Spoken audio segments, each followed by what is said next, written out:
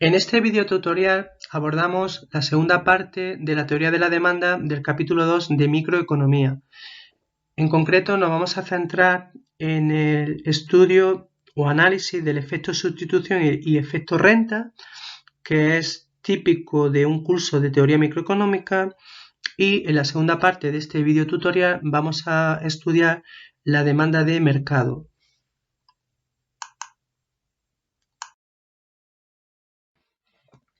Empezamos con el efecto sustitución y el efecto renta. Vamos a poner algunos gráficos para que el estudiante, él o ella, pueda entender la idea, y ya será en las actividades prácticas que podemos encontrar en los libros de texto, tanto de teoría y aplicaciones como de ejercicios, donde ya ahí podemos entrenarnos con ejercicios matemáticos.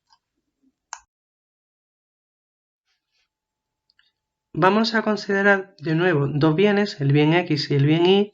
Vamos a asumir que disminuye el precio del bien X, tenemos un nuevo precio P sub X super 2 que es menor a un precio inicial de partida P sub X super 1, pero no cambia el precio de Y ni cambia la renta. Entonces ya sabemos que si baja el precio de un bien, aumenta su cantidad demandada. Eso ya lo hemos visto en el video tutorial de la primera parte del capítulo 2. En concreto, si nosotros tenemos un primer equilibrio con una cesta óptima X1 y sub 1 y baja el precio del bien X, entonces eso ya lo hemos visto en el primer video tutorial, la primera parte, que cambia el equilibrio, la nueva cesta óptima es X sub 2 y sub 2, y si eran sustitutivos lo veíamos. Entonces cabe esperar que al bajar el precio del bien X aumente su cantidad demandada, le genera de la demanda, y si son sustitutivos X y Y, también aumentaría el consumo de X, pero disminuye el consumo de Y. Eso se vio en el video tutorial de la primera parte del capítulo 2, y ahora vamos a dar algunos detalles adicionales para poder entender la idea de efecto sustitución y efecto renta. Bien, en la situación inicial, en el punto S1, nosotros tenemos una recta de balance que corta en el eje vertical a M dividido, la renta dividido por el precio de Y. Le ponemos una barrita a M y a precio de Y indicando que no van a cambiar en el análisis que hacemos, y en el eje de abscisa la recta de balance corta en el punto M, la renta monetaria que no va a cambiar, dividido por el precio del bien X en la situación inicial P sub X super 1. Entonces yo tengo un primer equilibrio, como ya sabemos, punto de tangencia de la curva de indiferencia con la recta de balance, cesta óptima, X sub 1 y sub 1, utilidad máxima, U sub 1. Y ahora, la ratio de precios, la pendiente. Precio del bien X, P sub X super 1, partido por el precio de Y. Baja el precio de X, no cambia el precio de Y, no cambia la renta monetaria. Tenemos un nuevo equilibrio E sub 2 que ya hemos visto, cesta óptima X sub 2 y sub 2. Ahora la nueva recta de balance sigue teniendo la misma ordenada en el origen, pero ahora cambia el punto de corte con el eje de abscisa, ahora M dividido por el nuevo precio de X, P sub X super 2, y por lo tanto al cambiar la pendiente se cambia la ratio de precios. Ahora tenemos una nueva ratio de precios relativos, P sub X super 2 dividido por el precio de Y, que no cambió. Entonces, en resumen, al bajar el precio del bien X, si nos centramos en el bien X, al bajar el precio del bien X aumenta su cantidad demandada. Ley general de la demanda, baja el precio, aumenta la cantidad demandada. Digo, nos centramos en el bien X. Entonces, para este bien X, ese aumento en la cantidad demandada como consecuencia de la bajada de su precio para el bien X, pues se le llama efecto precio o efecto total. Ese sería el llamado efecto total, es decir, cómo cambia la cantidad óptima consumida del bien X cuando, en este caso, baja su precio. Es decir, pasar de una situación de equilibrio S1 a una situación de equilibrio S2. Efecto total. Nosotros queremos descomponer, aunque es teórico, pero es un concepto, un análisis, mejor dicho, típico de los cursos de microeconomía, descomponer ese efecto total en dos partes, el llamado efecto sustitución y el llamado efecto renta. Es decir, qué parte de ese incremento en el consumo se debe al llamado efecto sustitución y qué parte, lo que queda, se debe al efecto renta. Es decir, que una vez que en un ejercicio un estudiante ya tiene hallado el efecto total y también el efecto sustitución, por diferencia ya tiene el efecto renta. Primero, efecto sustitución. El efecto sustitución es el cambio en la cantidad demandada de un bien debido a la variación de los precios relativos de los dos bienes. Al reducirse el precio de X, este se abarata relativamente y la tendencia del consumidor será sustituir el consumo de Y por el de X. Por otro lado tenemos el efecto renta, también se le conoce como efecto ingreso, que es el cambio en la cantidad demandada debido a una variación en el poder adquisitivo. Es decir, al reducirse el precio de X, aumenta el poder de compra o renta real del consumidor. En resumen, cuando baja el precio del bien X, aumenta su cantidad demandada, ese es el efecto total o efecto precio.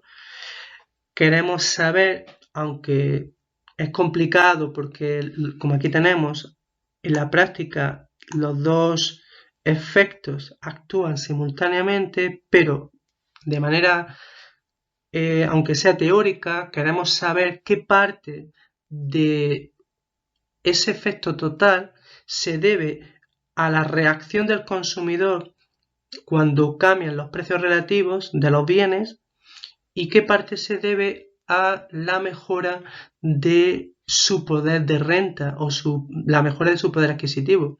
El bien X se ha abaratado y, por ejemplo, si lo miramos en el eje de abscisa,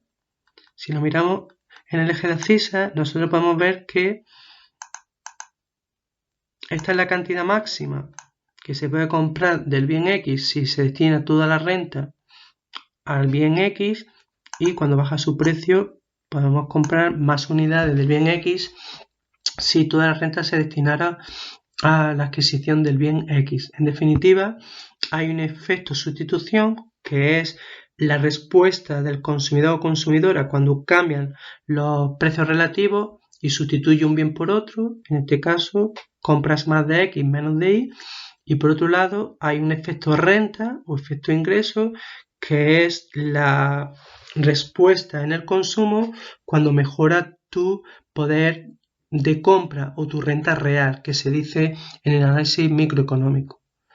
Entonces, nuestro objetivo es saber cuánto vale el efecto sustitución y cuánto vale el efecto renta. En definitiva, nosotros queremos saber cómo podemos dividir ese segmento, cómo podemos dividirlo en dos trozos.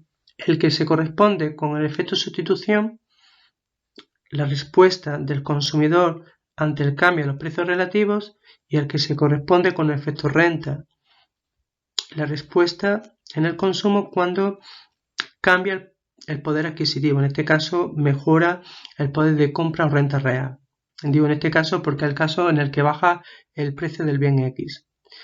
Entonces, nosotros vamos a ver los dos enfoques que se han abordado en la teoría microeconómica para descomponer el efecto total en efecto sustitución y en efecto renta.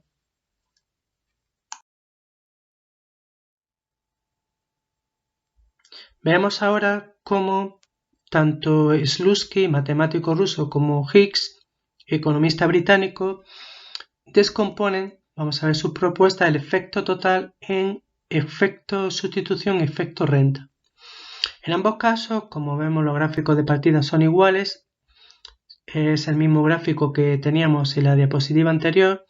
Tenemos dos bienes, bien X y bien Y, baja el precio del bien X, no cambia el precio del bien Y ni la renta monetaria, por lo tanto el equilibrio pasa de S1 a S2, estos los dos enfoques, y el efecto total, el aumento de la cantidad demandada cuando baja el precio de X, que sería la distancia OX2 menos OX1 que resalta en amarillo, igual en ambos enfoques. Nosotros también sabemos que este efecto total o efecto precio que observamos ahora resaltado en amarillo en el eje de abscisa se puede descomponer por una parte en un efecto sustitución, es decir, cómo cambia el equilibrio o la composición de la cesta óptima cuando cambia la ratio de precios, y en un efecto renta, cómo cambia el equilibrio o la composición de la cesta óptima cuando mejora la renta real o poder adquisitivo. En este caso, mejora la renta real porque bajó el precio del bien X. Bien, si el efecto total es la suma de efecto sustitución y efecto renta, para observar y estudiar el efecto sustitución, entonces nosotros tendríamos que aislarlo del efecto renta. Eso de partida, la misma idea para ambos enfoques. Es decir, nosotros para observar el efecto sustitución tenemos que aislarlo del efecto renta.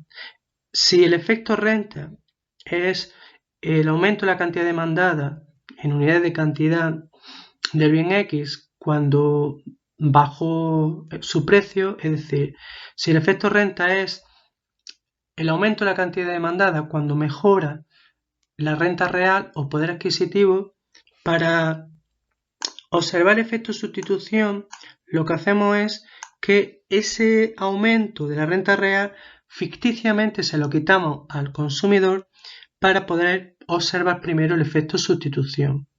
Repito, aislamos el efecto sustitución para ver cómo cambia el consumo cuando cambia la ratio de precio, quitándole de forma ficticia la mejora de la renta real que tiene el consumidor o consumidora cuando bajó el precio del bien X.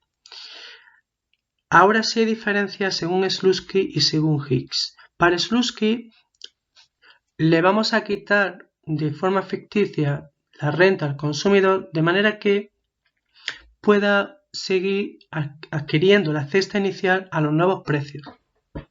Sin embargo, para Higgs le vamos a quitar de forma ficticia renta al consumidor para observar el efecto de sustitución, pero de manera que pueda seguir disfrutando de la utilidad inicial.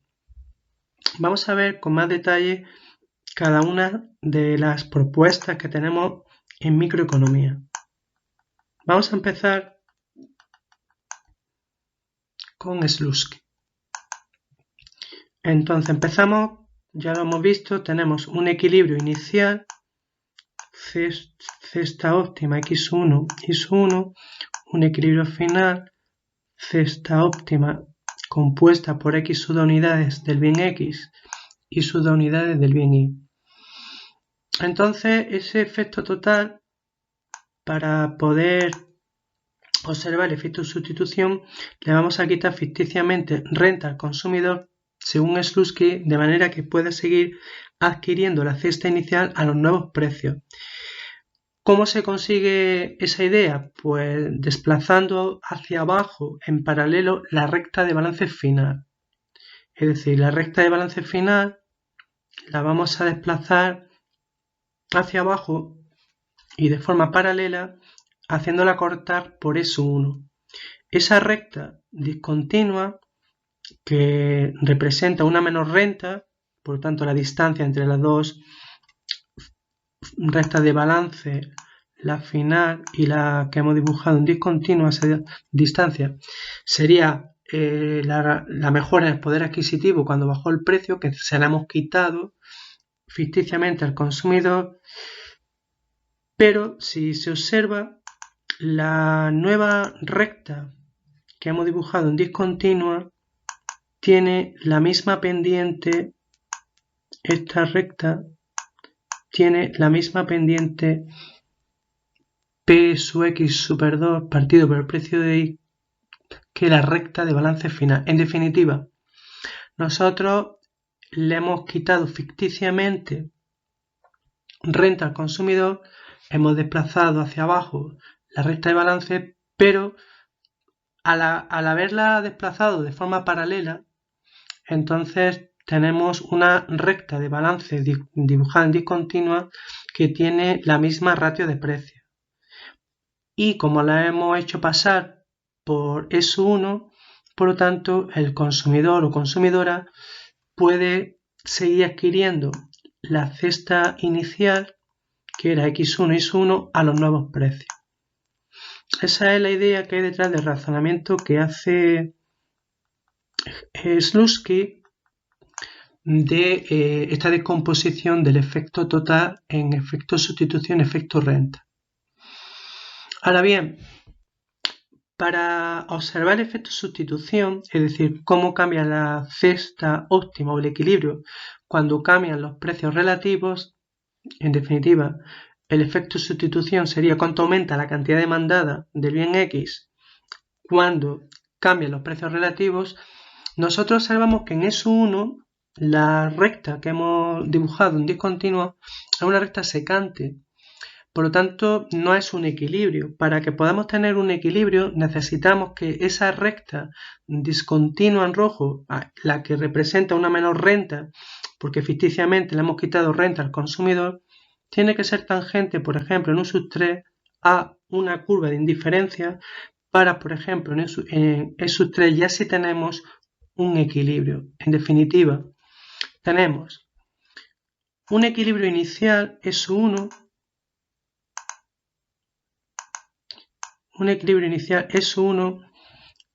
con una cesta inicial X1 y S1 y unos precios relativos P sub X super 1 dividido por el precio de Y. Después tenemos un paso de S1 a E sub 3 donde tenemos una nueva cesta X sub 3 y sub 3, pero en ese punto, en E sub 3, tenemos una nueva ratio de precios. P sub X super 2, el nuevo precio del bien X partido por el precio de Y. En definitiva, en S1 tengo una cesta X1 y S1 con los precios de partida. En E sub 3 tengo un nuevo equilibrio, una nueva cesta X sub 3 y sub 3 con los precios finales. Y en definitiva, al pasar de S1 a E sub 3 yo estaría viendo cómo cambia el equilibrio, cómo cambia la composición de la cesta óptima cuando cambia la ratio de precios, que es la idea de efecto sustitución. Cómo cambia el consumo cuando cambian los precios relativos. Pero, y como hemos visto, al pasar la recta esta ficticia discontinua por S1, el consumidor o consumidora puede permitirse adquirir la cesta inicial a los nuevos precios. Esa es la idea de efecto sustitución que tenemos de Slutsky aquí arriba. Es el efecto en la elección del consumidor del cambio de la ratio de precios, permitiendo que el consumidor pueda adquirir la cesta inicial. Entonces ya tengo que cuando baja el precio del bien X, aumenta la cantidad demandada o X sub 3 menos o X1 debido al efecto sustitución, a la reacción del consumidor cuando cambian los precios relativos.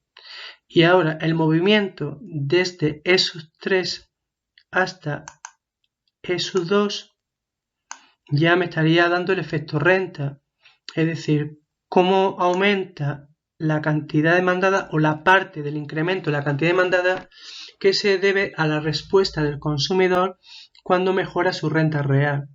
Entonces, si yo tengo esta recta discontinua y ahora te vuelvo a dar renta, la que te quité de forma ficticia, ahora te la doy, yo tendría un nuevo equilibrio, una nueva cesta, x sub 2, y sub 2, por lo tanto tendría el efecto renta, el paso de E sub 3 a E sub 2, nos diría cómo cambia el equilibrio, cómo cambia la composición de la cesta óptima cuando mejora la renta. Por lo tanto, tengo un efecto sustitución y un efecto renta y la suma total es el efecto total. En definitiva, cuando baja el precio del bien X, aumenta la cantidad demandada pasando de S1 a S2, que descomponemos en un efecto sustitución el paso de S1 a S3 y en un efecto renta el paso de S3 a S2. Siempre el efecto total y su descomposición que hemos hecho de efecto sustitución y efecto renta siempre son o se mide en unidades de cantidad. Recordamos que estamos midiendo X, la cantidad adquirida del bien X. Por lo tanto, tenemos un efecto sustitución, el aumento de la cantidad demandada debido a la reacción del consumidor cuando cambió la ratio de precios, le sumamos el efecto renta, el aumento de la cantidad demandada debida a la mejora de la renta. Por lo tanto, la suma de los dos, un efecto sustitución más un efecto renta, que da el efecto total. Ese sería el análisis de Slutsky. Por otro lado tenemos el análisis de Hicks. En el caso de Hicks, lo hemos adelantado, nosotros tenemos un efecto total, esto es igual, que es el paso de S1 a S2. Baja el precio del bien X, aumenta la cantidad demandada. Ahora, para observar el efecto sustitución, es decir, cómo cambia el equilibrio cuando cambia la ratio de precios o los precios relativos, entonces la mejora en la renta real te la voy a quitar de forma ficticia. De nuevo voy a desplazar hacia abajo la recta de balance final, pero ahora la vamos a desplazar de manera que sea tangente a la curva de utilidad inicial. Es la idea del enfoque de Hicks, de este enfoque hicksiano. Es decir, te voy a quitar renta de forma ficticia de manera que puedas seguir disfrutando de la utilidad inicial. Tendría de nuevo un punto, aquí sí tengo, como es tangente, tengo directamente ese punto, esos 3 de tangencia de esa recta que está en discontinua con la curva de indiferencia inicial U1 y de nuevo yo tengo un equilibrio inicial con una cesta X1 y S1, una situación intermedia donde pasa el equilibrio de S1 a S3 con una cesta X3 y S3 y de nuevo ese sería el efecto sustitución medido en unidades de cantidad. Es decir, del incremento de la cantidad demandada al bajar el precio del bien X, ¿cuántas unidades se deben al efecto sustitución? En definitiva, cómo cambia el equilibrio cuando reacciona el consumidor ante el cambio de los precios relativos, pero manteniendo la utilidad inicial. Podemos observar que de nuevo en S1 tenemos la ratio de precios, vamos a borrar esto, tenemos en S1 la ratio de precios de partida, en S3 tenemos el precio final. Por lo tanto, pasar de S1 a S3 tenemos cómo aumenta la cantidad demandada, cuando cambian los precios relativos, manteniendo constante la utilidad inicial. Esa es la idea del enfoque hicksiano. El efecto sustitución es el efecto en la elección del consumidor del cambio en la ratio de precios sin que cambie su nivel de utilidad inicial.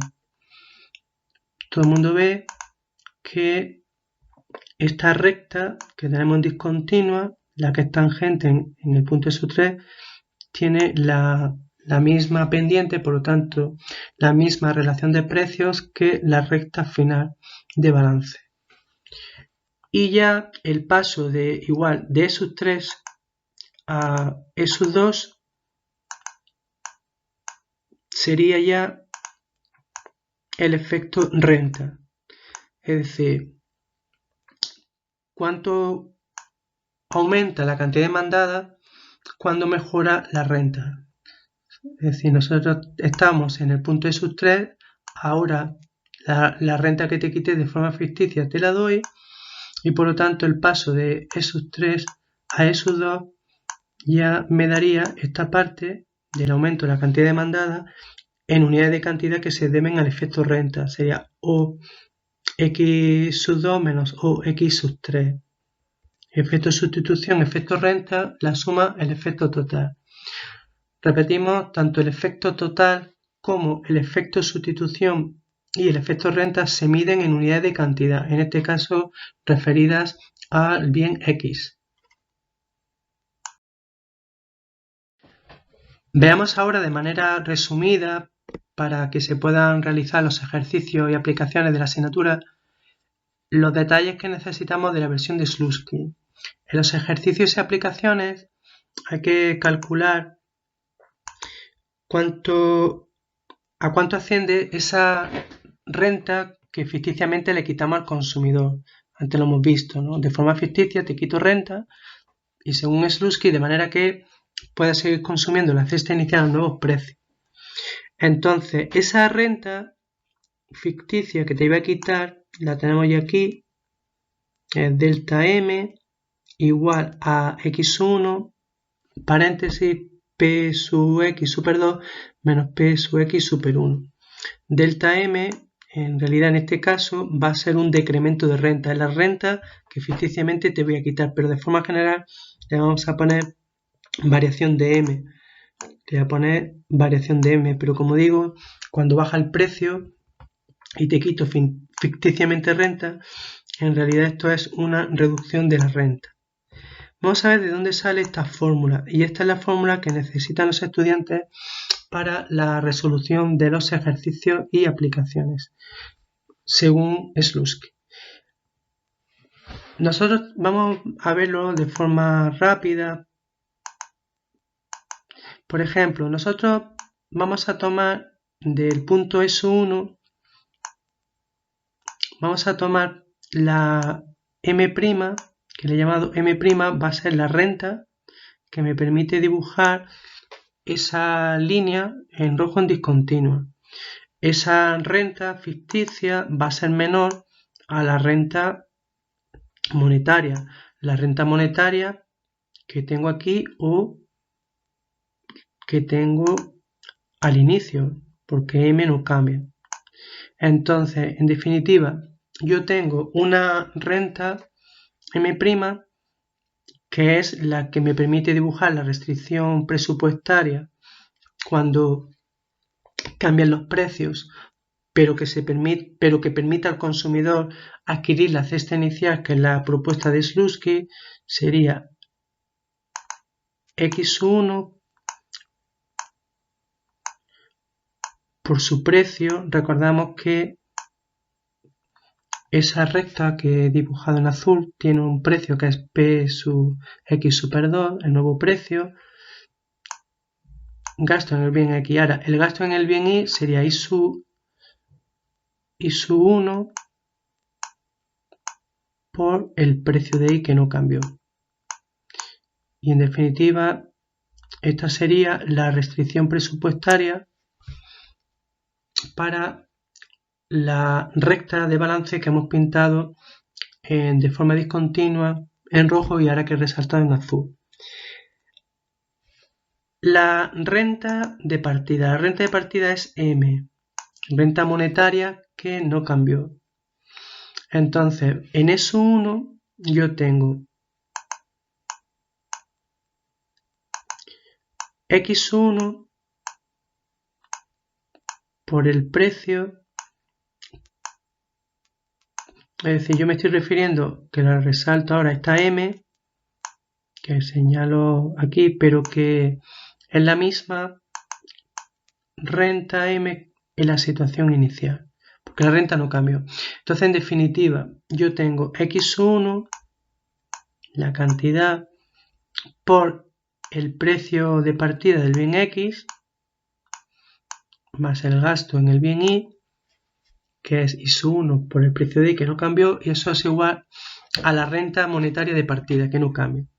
Entonces, nosotros hemos dicho que en los ejercicios y aplicaciones de la asignatura debemos buscar, cuando baja el precio de un bien, a cuánto asciende esa renta que ficticiamente le vamos a quitar. Le llamo delta M, pero que en los casos concretos de, como aquí, que baja el precio de un bien, en realidad va a ser una reducción de la renta. Si delta M es la diferencia de M' menos M, si M' menos M es la variación de M, es decir, si la renta M', la ficticia, es la renta monetaria de partida menos lo que te quito, que es delta M, entonces nosotros lo que tenemos que hacer es restar estas dos expresiones. Y para obtener delta M, resto esta expresión 1, le resto la expresión 2. Entonces me queda la expresión 1 más la expresión 2. Me queda M' menos M igual a X1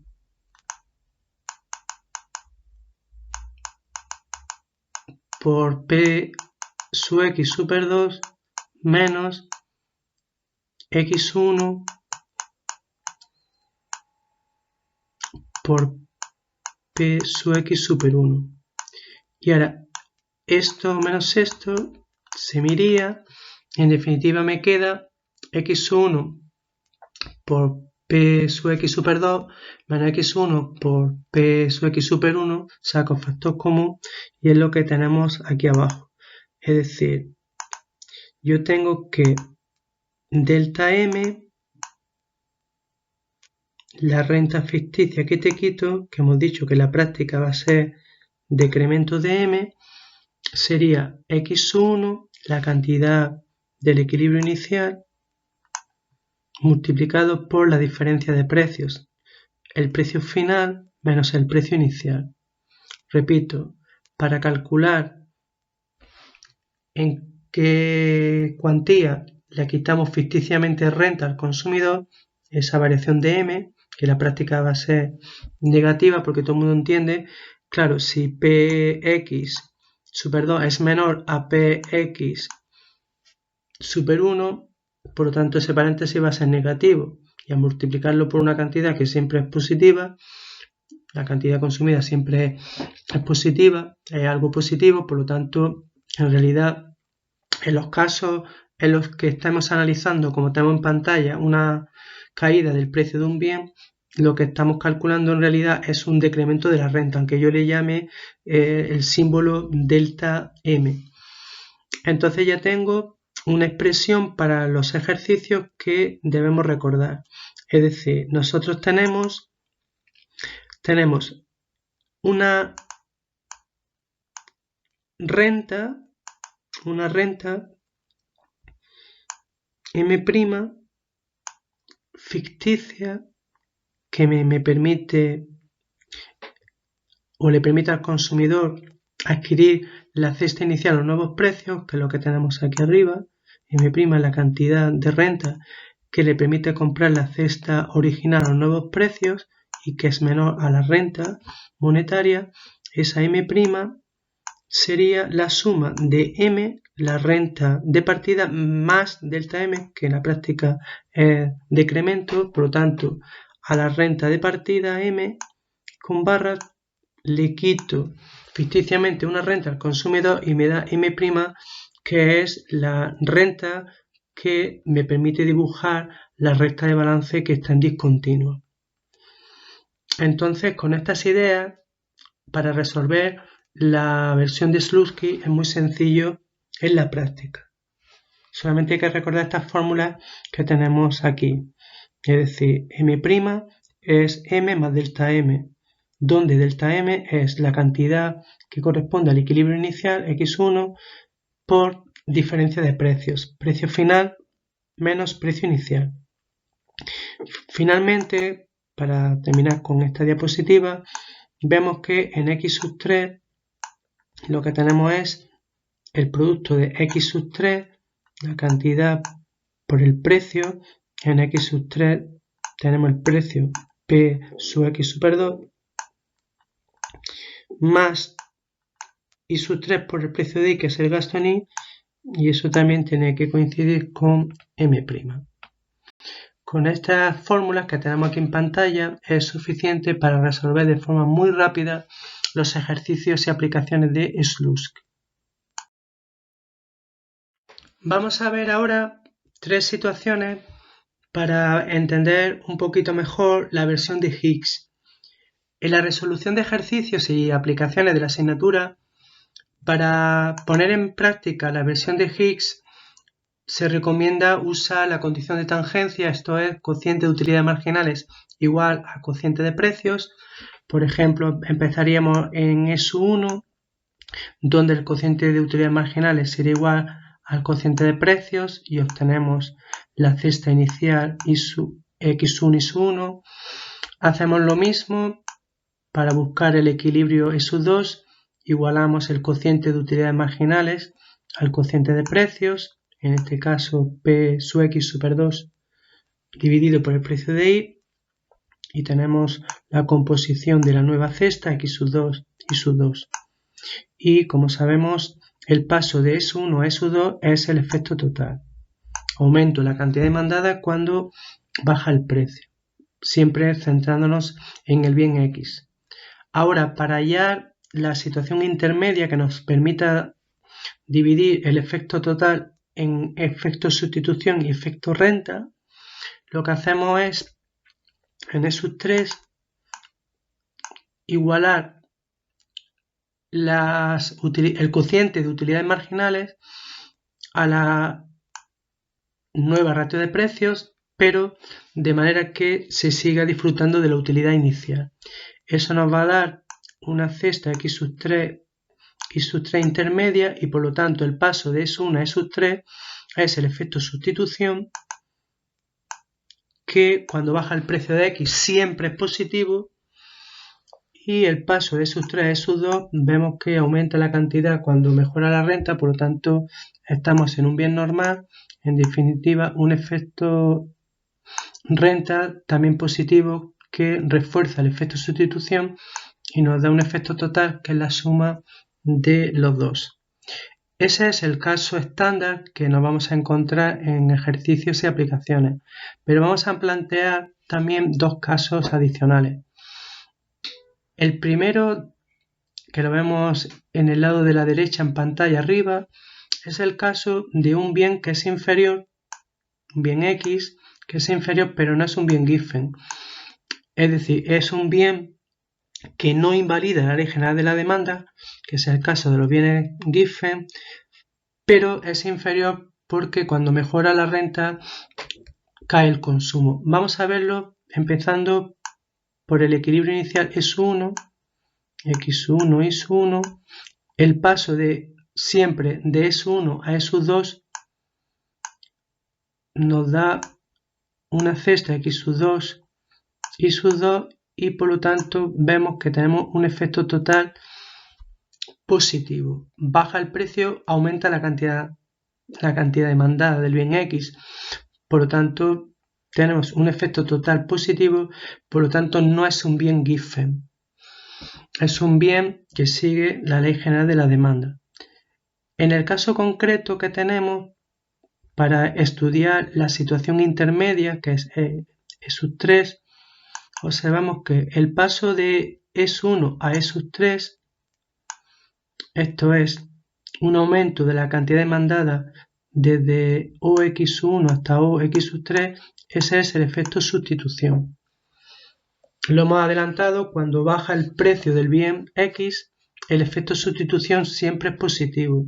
Ahora bien, una vez que estamos en E3, el paso de E3 a E2 es el llamado efecto renta. En este caso lo que observamos es que el efecto renta es negativo, es decir, que cuando mejora la renta, cae el consumo, estaríamos hablando de un bien inferior. Por eso tenemos que X es un bien inferior, pero no given.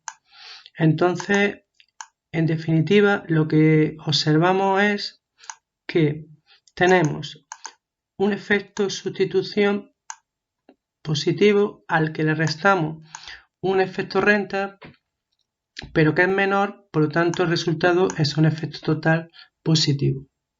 Finalmente tenemos la situación que observamos abajo a la derecha en pantalla para un bien given que también es inferior. Por lo tanto, estamos hablando de un bien que invalida la ley general de la demanda y también un bien cuyo consumo disminuye cuando mejora la renta. Es decir, nosotros observamos que el paso de ESU1 a ESU2, que es el efecto total, es negativo. Baja el precio, disminuye la cantidad demandada de X. Ese sería un bien given, una relación directa precio-cantidad. Recordamos que la ley general de la demanda, lo que nosotros tendríamos es una relación inversa precio-cantidad. Ese efecto total se descompone, por un lado, en un efecto sustitución, que es el paso de IS1 a IS3. Lo hemos dicho, cuando baja el precio, el efecto sustitución siempre es positivo, pero un efecto renta negativo mayor que el efecto sustitución, por lo que el efecto total es negativo. El efecto renta negativo, que sería el paso desde E3 a E2, nos estaría diciendo que cuando mejora la renta se reduce el consumo, un bien inferior, y como el efecto total es negativo, un bien given. Y en definitiva, X es un bien given y también inferior.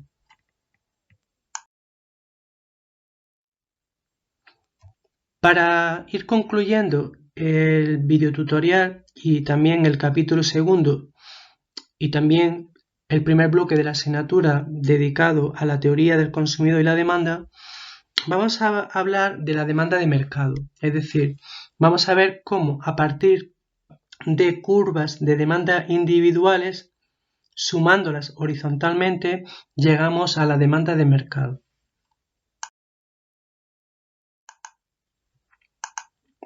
Hasta ahora hemos derivado la demanda individual de cada consumidor a partir del problema de maximización de la función de utilidad, sujeta a restricción presupuestaria. Sin embargo, en el mercado existen muchos individuos, muchos consumidores, cada uno con sus propios ingresos y gustos y preferencias particulares. Cada uno tiene una demanda individual de cada uno de los bienes que se ofrece. Entonces, la agregación de todas las demandas individuales da como resultado la demanda de mercado. Seguramente los estudiantes ya saben de cursos de introducción a la economía que la demanda de mercado es la suma horizontal de las demandas individuales de los consumidores de ese mercado. Por lo tanto, la demanda de mercado relaciona la cantidad que compran todos los consumidores de un determinado bien para cada uno de los precios de dicho bien. Si X sub Y es función del precio del bien X, dada la renta y dado el precio de Y, es la función de demanda ordinaria o demanda directa para el individuo Y para el bien X, entonces la función de demanda de mercado se halla sumando las funciones individuales de los n individuos del mercado. Es decir, para un individuo Y, la cantidad demandada por ese individuo es función del precio del bien X dada su renta, la renta de ese individuo Y, y el precio del otro bien. Si yo tengo en el mercado n individuos, pues entonces yo tengo que sumar desde I igual a 1 hasta n, tengo que sumar X sub Y. Sumando X sub Y tengo en realidad la suma de las demandas individuales para obtener X mayúscula sub D, que sería la demanda de mercado. Por lo tanto, la demanda de mercado es la suma horizontal de las demandas individuales de los n individuos, en este caso, que componen el mercado. Y también, en vez de poner X sub Y, pues ponemos lo que tenemos en el lado de la derecha, los determinantes, es decir, el precio de X dada la renta de cada uno de los n consumidores y dado el precio de Y.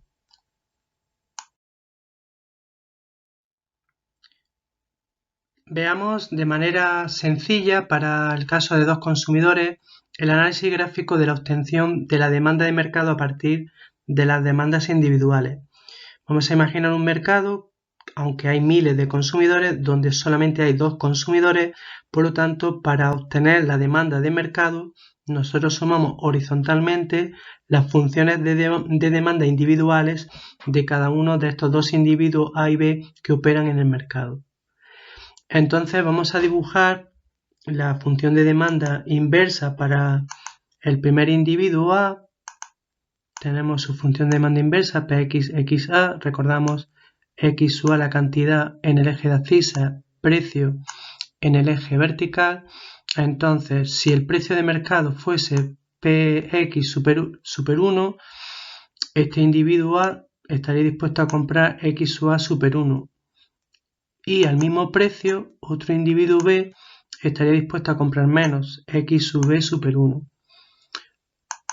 A ese precio, al mismo precio Px super 1, la suma de las cantidades X sub A super 1 más X sub B super 1, es decir, al precio de mercado Px super 1, la cantidad demandada por el mercado es la suma de las cantidades que a ese precio están dispuestos a demandar A y B.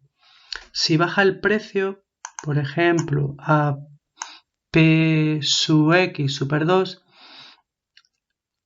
tanto A como B están dispuestos a aumentar la cantidad demandada. En definitiva, para un precio Px super 2, la suma de cantidades que están dispuestos a comprar cada uno de los consumidores nos daría la cantidad demandada por el mercado, y uniendo esos puntos tendríamos ya la función de demanda, en este caso también de nuevo inversa para el mercado. Px depende de la cantidad que vamos a llamar para el mercado X mayúscula sub D. Ahora, de manera matemática, veremos en los ejercicios y aplicaciones que nosotros, para obtener la demanda de mercado a partir de demandas individuales, tenemos que asumir que todos los consumidores tienen unas mismas preferencias. Por ejemplo, vamos a imaginar que todos tienen una función de utilidad X por Y. Por lo tanto, si hay n individuos, tenemos U sub Y igual a X sub Y por Y sub Y, que sería la función de utilidad del individuo Y. Nosotros también veíamos en el primer capítulo de la asignatura que cuando tenemos preferencias de tipo Codd-Douglas, es decir, que la utilidad es X elevado a alfa por y elevado a beta, nosotros sabemos que x, la cantidad óptima, es igual a alfa multiplicado por la renta dividido por la suma de alfa más beta y todo multiplicado por el precio de x. Por lo tanto, como vemos aquí abajo, tenemos que x sub y, la cantidad demandada del bien x por el individuo y, sería igual alfa. Vemos que x sub y está elevado a 1, pues por lo tanto alfa vale 1, por lo tanto me queda 1 por m, me queda m. En definitiva, x sub y es la cantidad demandada por el individuo y, es igual numerador renta del individuo y dividido alfa más beta, sería x elevado a 1 por y elevado a 1, pues sería 1 y 1, 2, me queda 2 por el precio de x.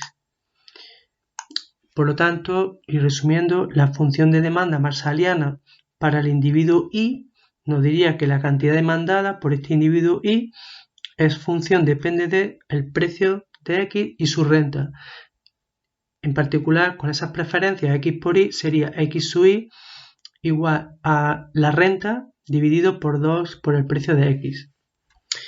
Por lo tanto, si tenemos n individuos, la demanda de mercado, la función de demanda de mercado, que sería la cantidad total demandada por todos los individuos a cada uno de los precios, nos diría que x sub d es igual a sumatoria desde y varía desde 1 hasta n de x sub y, donde x sub y hemos visto que vale m sub y partido 2 precios de x. Sacamos fuera de la sumatoria lo que no lleva y, en definitiva me queda que la función de demanda de mercado, me quedaría que la función de demanda de mercado es igual a 1 partido 2 precios de x sumatorio desde 1 hasta n de la renta de cada uno de los individuos. Veremos aplicaciones de este tipo en las sesiones de prácticas. Finalmente, vamos a ver cómo podemos obtener, ya con datos concretos que tenemos aquí y expresiones matemáticas concretas, cómo podemos obtener la función de demanda de mercado a partir de la función de demanda de José y de María.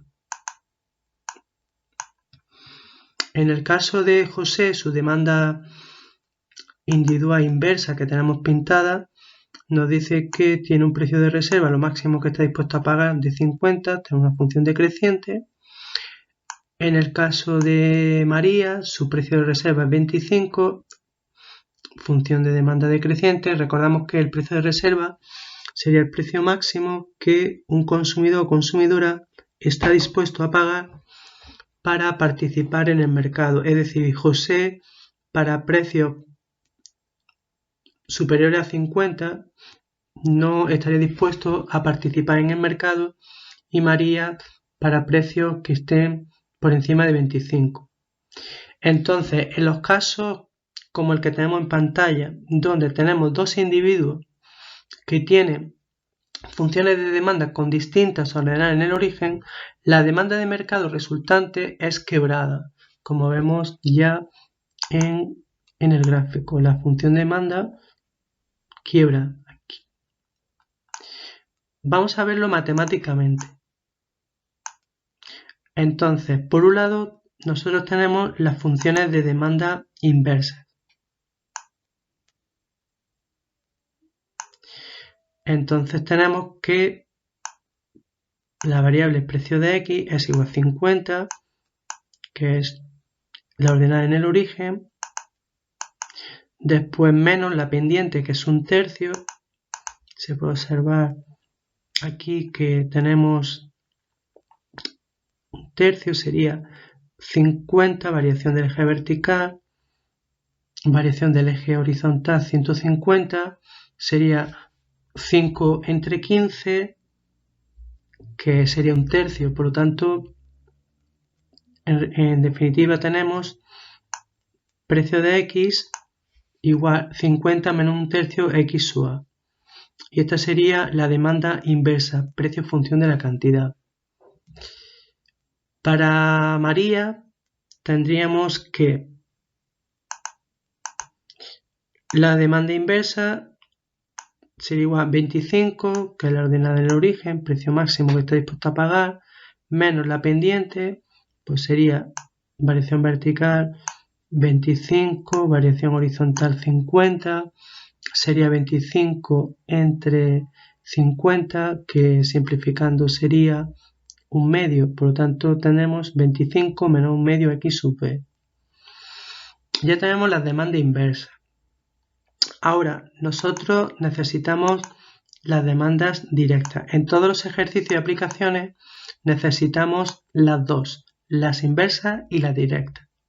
Ahora vamos explicando por qué.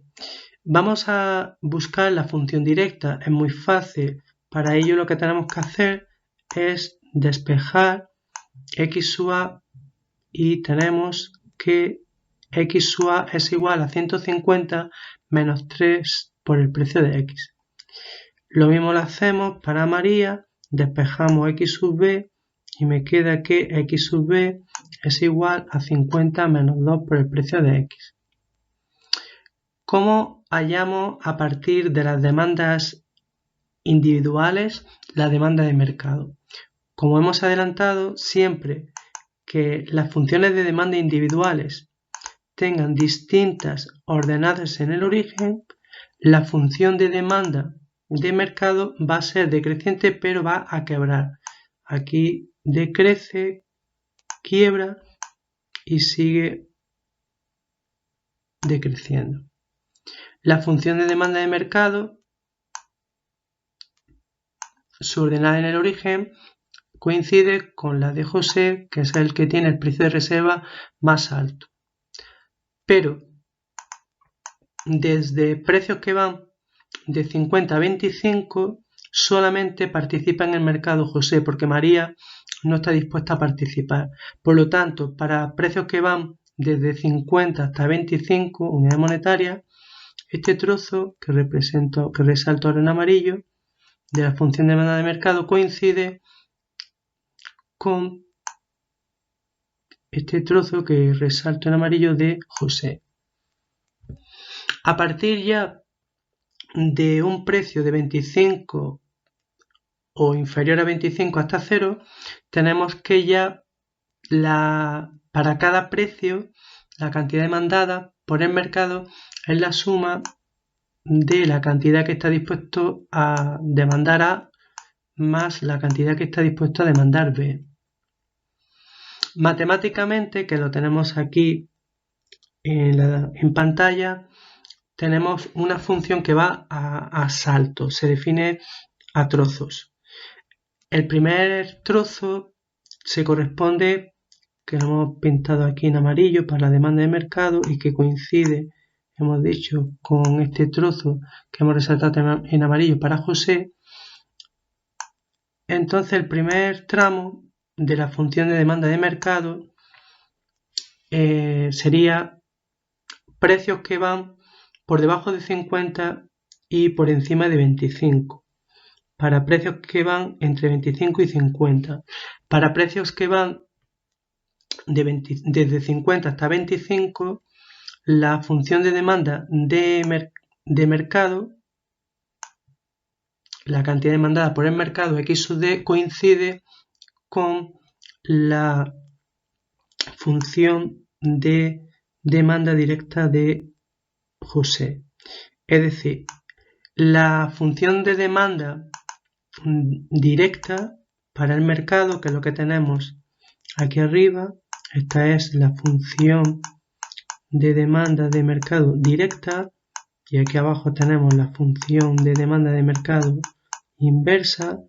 Entonces, para la función de demanda de mercado directa, para precios que van de 25 a 50, como el único agente que está dispuesto a participar es José, por lo tanto, la cantidad demandada por el mercado es la cantidad que a cada uno de los precios entre 25 y 50 está dispuesto a a demandar José, por lo tanto coincide 150 menos 3 precios de X. Esto es fácil, tenemos que X sub D es la suma de X sub A más X sub B. Para precios que van desde 50 hasta 25, X sub B es 0, por lo tanto la cantidad demandada por el mercado coincide con X sub A, que es lo que teníamos aquí. Ahora, para precios ya que van por debajo de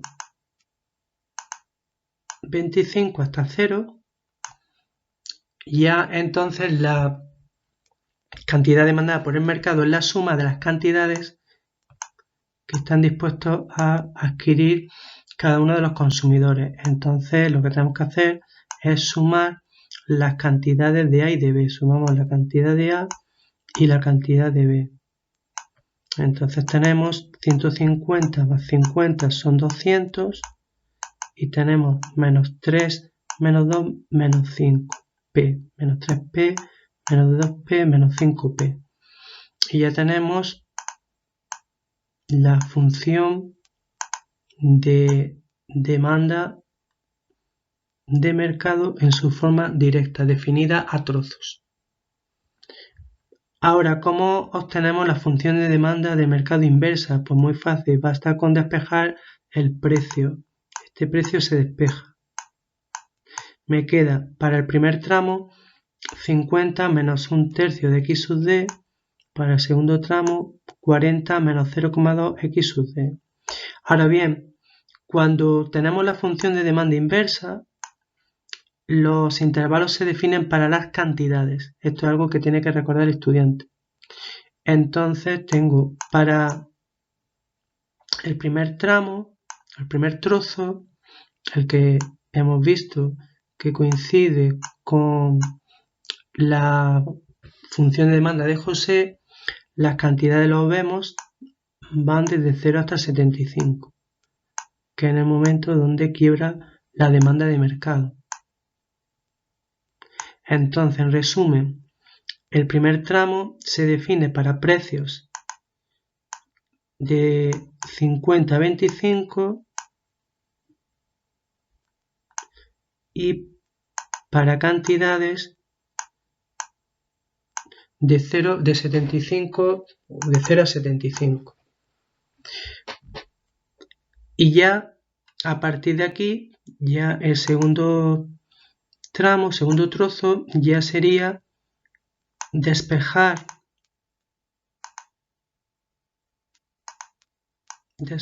el precio y cantidades mayores a 75. Lo vemos, cantidades ya mayores a 75.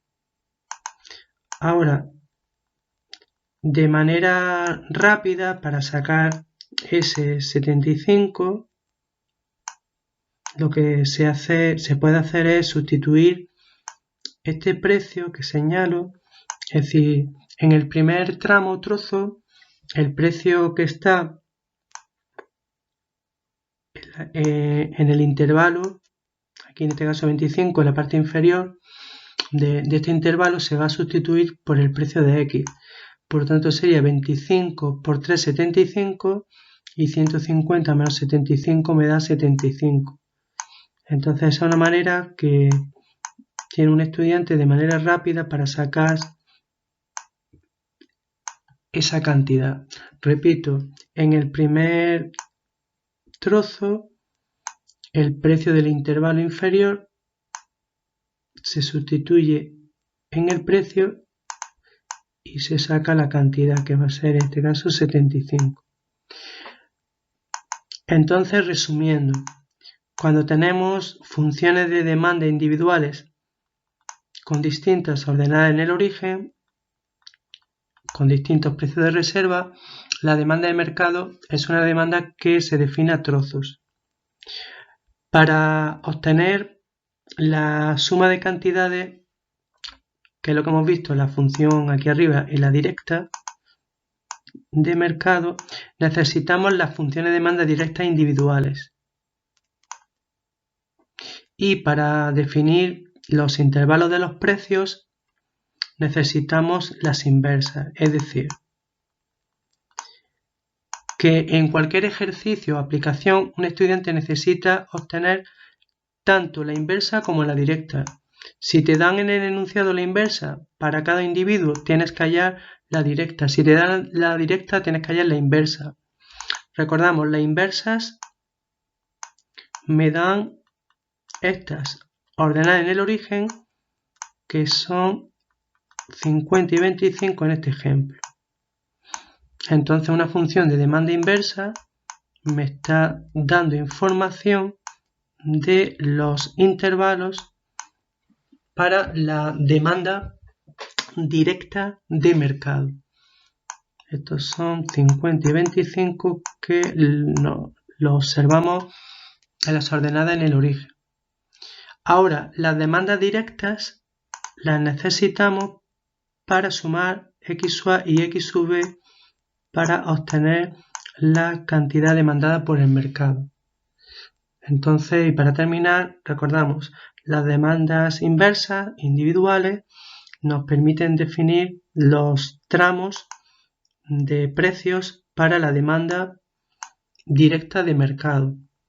Y las funciones de demanda directas individuales nos permiten sumar las cantidades para obtener esa demanda de mercado.